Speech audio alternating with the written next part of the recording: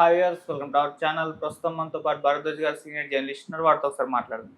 Sir నమస్కారం sir. నమస్తే అండి. సార్, జగన్మోహన్ రెడ్డి గారు నిన్న పల్నాడు పర్యటనకు వెళ్ళడం జరిగింది సార్. అయితే అక్కడ కార్యకర్తలు పెద్ద ఎత్తున ప్లకార్డులు పట్టుకొని అయితే ఫుల్గా రెచ్చిపోయినట్టుగా చెప్పుకోవాలి. అంటే ఆ ప్లకార్డుల పైన ఉన్న టైటిల్స్ చూస్తే సార్, మేము అధికారంలోకి వచ్చిన తర్వాత 2029లో మాదే అధికారం, అప్పుడు చూపిస్తాం, గంగమ్మ తల్లి జాతరలో పొట్టేలు నరికినట్టు రప్పారప్ప నరుకుతామంటూ కూడా పట్టుకొని చేరారు. ఇప్పుడు వాళ్ళ పైన కొంతమంది పైన కేసులు నమోదయ్యి అరెస్ట్ కూడా అయ్యారు.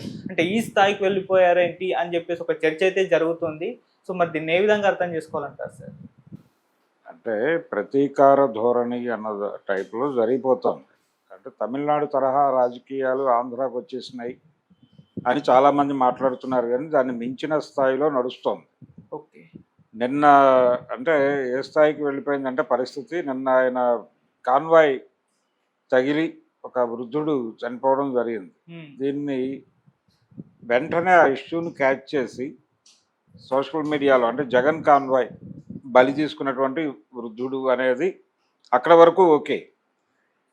ఇంకా ఎంతమందిని చంపుతావు జగన్, నువ్వు నీ రక్తదాహానికి అంతే లేదా అన్న పద్ధతిలో వెళ్ళిపోయి, అంటే ప్రమాదాలు జరుగుతాయి. ప్రమాదాలు జరగటం పర్టికులర్గా పబ్లిక్ ఉన్నటువంటి చోట మాత్రమే కాదు, ఎక్కడైనా ఏ యాక్సిడెంట్ అయినా ఎవరికైనా జరగచ్చు. యాక్సిడెంట్ చేసిన వాడిది తప్పే, యాక్సిడెంట్ చేయకుండా ఉండాలి. కానీ జరిగిన తర్వాత దానికి సంబంధించి అరెస్ట్ జరగాలి. ఎవరైతే డ్రైవ్ చేశాడో ఆ డ్రైవర్ని అరెస్ట్ చేయాలి. కాన్సిక్వెన్సెస్ ఏమిటి అనేది విచారణ జరగాలి. అతను తప్పు చేశాడు అంటే శిక్ష పడాలి. ఆ మేరకు డిమాండ్ చేయటం తప్పు ఉందని నేను అనుకోను. కానీ నీ అంటే వాంటెడ్గా జగన్మోహన్ రెడ్డి ఆ డ్రైవర్ని అతను గుద్దు అని చెప్పినట్టుగా సెన్స్ కన్వే చేయటం వెనకాల పొలిటికల్ మోటో ఉంటుంది. ఆ పొలిటికల్ మోటో ఏంటంటే జగన్ పరమ దుర్మార్గుడు అని చెప్పడం ద్వారా అతని మీద ఒక నెగిటివిటీ స్ప్రెడ్ చేయటం. ఇప్పుడు ఇలాంటి సందర్భమే ఒకసారి పాత రోజులకు ఎడితే రామారావు గారు ఎన్నికల ప్రచారం చేసేటప్పుడు చైతన్య రథం మీద వెళ్ళేవాడు ఆయన. ఆ చైతన్య రథాన్ని ఇద్దరు డ్రైవ్ చేసేవారు. అందులో ఒకరు వారి ఆస్థాన డ్రైవర్ అయితే, రెండోది ఎక్కువ భాగం హరికృష్ణ డ్రైవ్ చేసేవాడు, రామారావు గారి కుమారుడు. ఆయన డ్రైవ్ చేస్తూ ఉండగా ఒక ఊళ్ళో విపరీతంగా ఒక జన ప్రవాహం ఒక ఏరియాలో చెరువు గట్టు నుంచి కిందకు దిగారు. అది ఎక్స్పెక్ట్ చేయలే వీళ్ళు.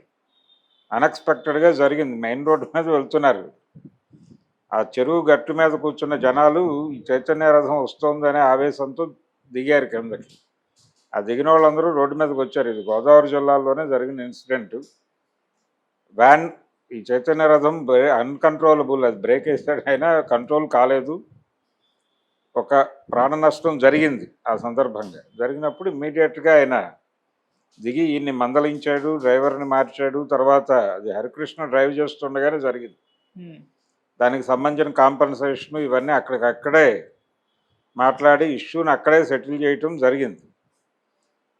దాంతో ఏమైందంటే మర్నాడు వార్తగా మాత్రమే వచ్చింది. దాని మీద ఇతరత్రా స్ప్రెడ్ చేసే అవకాశాలు దొరకలేదు. నిన్న జగన్ కూడా అది చేసి ఉండాలి.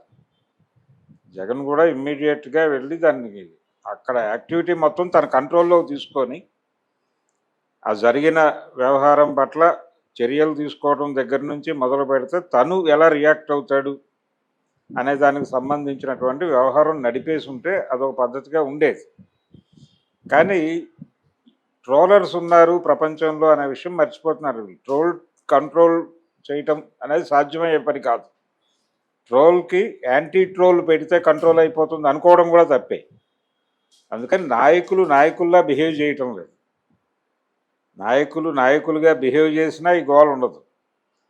ప్రతీకార ధోరణి అంటే మేము అధికారంలోకి వస్తే మిమ్మల్ని అరెస్ట్ చేస్తాం, మిమ్మల్ని మీ తాట తీస్తాం అని చెప్పడం తప్పే. ఏది మేము రప్పా నరుకుతాం ఇలాంటివి పట్టుకోవడం అనేది ఖచ్చితంగా తప్పే.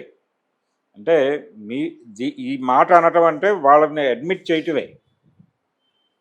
ఇప్పుడు కావాల్సింది ఏమిటి? నువ్వు కొత్త మార్గాన్ని ఏర్పాటు చేయదలుచుకున్నప్పుడు కక్ష సాధింపు అనేది సబబా కాదా అనేది సమాజంలో విస్తృతమైన చర్చ పెట్టాలి. వరుసగా మీ మీద కేసులు పెడుతున్నారు. ఇప్పుడు కొడాలి నానిని కస్టడీలోకి తీసుకున్నారని ఒక వార్త ప్రచారంలో ఉంది. కొలంబోలోనో ఎక్కడో ఆయన కస్టడీలో తీసుకున్నారు అని ఆల్రెడీ పోసాని కృష్ణమురళి దగ్గర నుంచి మొదలు పెడితే గన్నవరం మాజీ ఎమ్మెల్యే వరకు చూసాం మనం. ఇది జరుగుతోంది. ఇది సబబా కాదా, ఇది కరెక్ట్ కాదు, ఈ ధోరణి కరెక్ట్ కాదు, ప్రజాస్వామ్యంలో ఈ పద్ధతి కరెక్ట్ కాదు, చంద్రబాబు నాయుడు ప్రజాస్వామ్యాన్ని తొంగలో తొక్కుతున్నాడు అనే పాయింట్ మీద రాష్ట్ర వ్యాప్తంగా మీరు విస్తృతంగా సదస్సులు, సెమినార్లు, అలాగే సమావేశాలు, స్ట్రీట్ మీటింగ్స్ పెట్టి జనాల్లోకి తీసుకెళ్ళాలి కదా.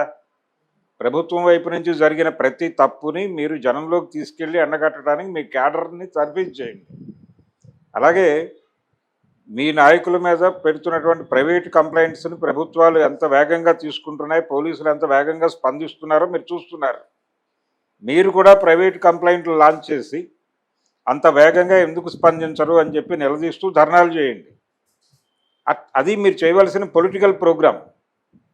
అంతే తప్ప మీరు మమ్మల్ని కొడితే మేము మిమ్మల్ని కొడతాం, తర్వాత మీరు అధికారంలోకి వచ్చి మమ్మల్ని కొట్టండి అంటే, ఇప్పుడు మేము అధికారంలోకి వస్తే మిమ్మల్ని చంపేస్తామంటే మీరు అధికారంలోకి వచ్చినప్పుడు మమ్మల్ని చంపమని చెప్పడమే. డెమోక్రటిక్ స్పేస్ని దాటి వెళ్ళిపోయి బిహేవ్ చేస్తున్నారు అందరూ. చంద్రబాబు, జగన్ ఇద్దరూ చేస్తున్నది ఒకే తప్పు. ఈ ధోరణి సబబు కాదు. ప్రజాస్వామ్యంలో ఉంటున్నామని అనుకుంటున్నాము. ప్రజాస్వామ్యం పునాదిగా రాసినటువంటి ఒక రాజ్యాంగం ఆధారంగా పరిపాలన సాగుతోందని చెప్తున్నాం మనం. కానీ రాజ్యాంగం ఏమాత్రమో అమలుకు నోచుకోవడం లేదు అని చెప్పి కేంద్ర ప్రభుత్వం దగ్గర నుంచి మొదలు పెడితే ప్రతి ఒక్కడు ప్రతి 2 నిమిషాలకు ఒకసారి ప్రూవ్ చేస్తున్నారు. ప్రతి 2 నిమిషాలకి రాజ్యాంగం మీద ప్రమాణం చేసినటువంటి కేంద్ర హోంమంత్రి గారు విచక్షణారహితంగా హత్యలు చేయమని ప్రేరేపిస్తాడు. ఆలోచించకండి, చంపేయండి అని చెప్తున్నాడు ఆయన నేరుగా. రెండో వైపు ఇక్కడేమో మీరు అధికారంలో ఉండగా మా మీద కక్ష సాధించినందుకు, మీరు అధికారంలో ఉండగా మమ్మల్ని వేధించినందుకు మేము ప్రతీకారం తీర్చుకుంటామని రెడ్ బుక్ అంటాడు ఒక ఆయన. వీళ్ళేమో మా దగ్గర బ్లూ బుక్ రెడీ అవుతోంది అంటారు. ఈ రెడ్ బుక్కి బ్లూ బుక్కి మధ్య ఒక ఘర్షణ. మేము కేసులు పెడతామంటే మేము అధికారంలోకి వచ్చాక మేము కేసులు పెడతాం, మేము చంపేస్తామంటే మేము అధికారంలోకి వస్తే మేము చంపేస్తాం. ఈ ధోరణి పట్ల వ్యతిరేకత వ్యక్తం చేయాల్సినటువంటి అవసరం ఉంది. అంటే అక్కడ ఆంధ్రప్రదేశ్లో ప్రజాస్వామ్యాన్ని కాపాడుకోవడానికి ఒక 3వ సోర్స్ అవసరమైన పరిస్థితి. ఇప్పుడు వామపక్ష పార్టీలు కానీ, వామపక్ష ప్రజా సంఘాలు కానీ ఇమ్మీడియట్గా రంగంలోకి దిగి ఇద్దరిని కంట్రోల్ చేయాల్సిన ఒక అవసరం ఏర్పడింది. అందుకని ఈ ప్లకార్డులు పట్టుకున్న వాళ్ళ మీద కేసులు పెట్టడం అనేది జరుగుతున్న సందర్భంలోనే ఈ అరెస్టులు చేయటం, అంటే అరెస్టులు చేయటం నిజానికి ప్రజాస్వామ్యం మీద ఏమాత్రం వాళ్ళకి గౌరవం ఉన్న తెలుగుదేశం పార్టీకి కూడా, కూటమి ప్రభుత్వానికి ఏమాత్రం గౌరవం ఉన్నా వాళ్ళు చేయవలసిన పని ఏంటంటే వాళ్ళ మీద కేసులు పెట్టడం కన్నా కూడా ఓపెన్గా ఒక ప్రెస్ మీట్ పెట్టి ఈ ధోరణి సబబు కాదు, మీరు ఈ తరహా పద్ధతుల్లో ప్లకార్డులు పట్టుకొని హింసని ప్రేరేపించడం తప్పు అని చెప్పాలి. అరెస్టులు చేసి కేసులు పెట్టడం మళ్ళీ కక్ష సాధింపే. అలాగే ఇది చెప్పటం, వాళ్ళు కూడా ఇలా చేయటం కరెక్ట్ కాదు అనేది వాళ్ళ పార్టీలో ఉన్న జ్ఞానులు వాళ్ళకైనా చెప్పాలి. వైఎస్ఆర్సీపీకి ఇద్దరు ప్రజాస్వామ్యాన్ని గాలికి వదిలేసి బిహేవ్ చేస్తున్నారు. అంటే నడి రోడ్డు మీద చంపుకుందాం రా అనే పద్ధతిలో తయారైంది సీన్. దీన్ని అడ్డుకోవాల్సిన అవసరం ప్రజలకు ఉంది. ఇప్పుడు ఆంధ్రప్రదేశ్లో ప్రజలు ఈ 2 పార్టీలకి వ్యతిరేకంగా మొబిలైజ్ అవ్వాల్సినటువంటి ఒక సందర్భాన్ని కల్పిస్తున్నారు. అందుకని కొంచెం ఒళ్ళు దగ్గర పెట్టుకుని మాట్లాడటం అవసరం.